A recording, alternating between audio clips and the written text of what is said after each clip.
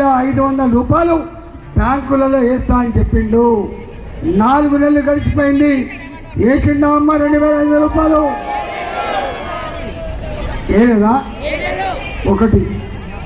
రెండవది, పెన్షన్లు ఆపిన్రు 5 ఏళ్ళుగా. భర్తలు చనిపోయిన వాళ్ళు, భర్తలు వదిలిపెట్టే వాళ్ళు, 65 ఏళ్ళు క్రాస్ అయిన వాళ్ళు, కేసీఆర్ అయితే 50 ఏళ్ళుగా ఇస్తా అని చెప్పిండు, ఇవ్వలేదు. ఎవరికైనా కొత్త పెన్షన్లు వచ్చినాయా? 2. 3, పాత పెన్షన్లు 2000 రూపాయల జాగలో 4000 రూపాయలు ఇస్తా అని చెప్పిండు, ఇచ్చిండా? సకలాంగులకు, వికలాంగులకు ఇప్పుడున్న 4000 రూపాయల పెన్షన్ 6000 రూపాయలు ఇస్తా అని చెప్పిండు, ఇచ్చిండా? మరి ఏమిచ్చిండే? నా ఇండ్లల్లో ఉండే ఆడపిల్లలు, కాలేజ్ చదివే పిల్లలకు స్కూటీ కొనిస్తా అని చెప్పిండు, ఇచ్చిండా? కళ్యాణ లక్ష్మి మీద పడదు. రేవంత్ రెడ్డి కుటుంబం కూడా మన మీద పడుతుంది. ఇవాళ రోజు బీజేపీ పార్టీ నాయకుల ఇళ్ళలో పోవాలి. నీకు ఏం పనిలో చెప్పు, చేసి పెడతాం. నీకు భూమి సమస్య ఉందా? అప్పులున్నాయా? నీకేం కావాలో భూమి సమస్య ఉంటే భూమి సమస్య తీరుస్తా, అప్పులుంటే అప్పులు కడతా. బీజేపీకి రాజీనామా చేయి, కాంగ్రెస్ పార్టీలో చేరుగా. ఇవాళ వాళ్ళ తమ్ములు తిరుగుతున్నదల్లా ఇక్కడ. మల్కాగిరి పార్లమెంట్లో ఎవరున్నారు? ఇక్కడ ఈటల రాజేంద్ర ఉన్నాడు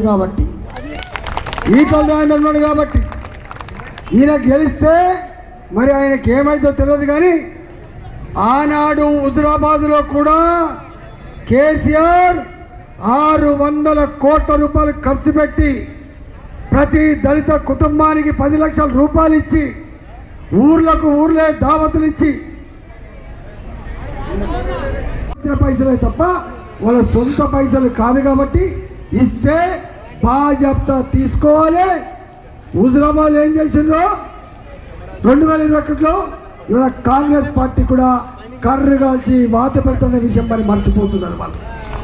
మీరు అనుకుంటున్నారు లీడర్ చెప్పగానే, లీడర్ చెప్తే ఎప్పుడు వింటారు?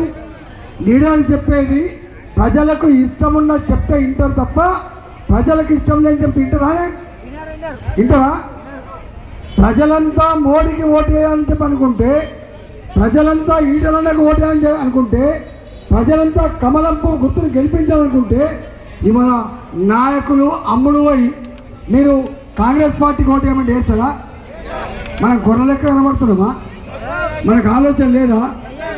ఇవాళ మీరు అనుకుంటున్నారు డబ్బును నమ్ముకున్నాడు,